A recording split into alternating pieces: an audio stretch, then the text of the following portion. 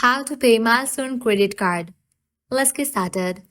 Today, I'll show you the easiest way to pay your Milestone credit card. Whether you prefer online, via a phone, or through the mobile app, I have got you covered. Launch your preferred browser and then type in Milestone credit card login and then search for it.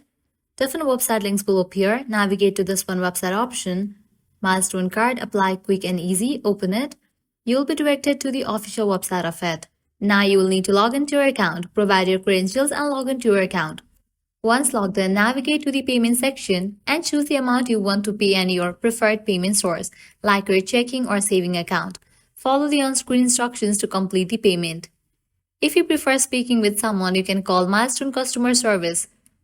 In the official website, you're going to find the Milestone Customer Service number.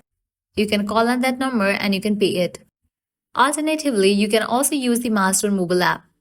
You can get the app from the App Store or Play Store, then launch it, provide your credentials and log into your account. Once logged in, select the payment option, enter the amount you want to transfer, and add the recipient account details. It's quick and convenient. And there you have it. Paying your Milestone credit card is easy with these three methods.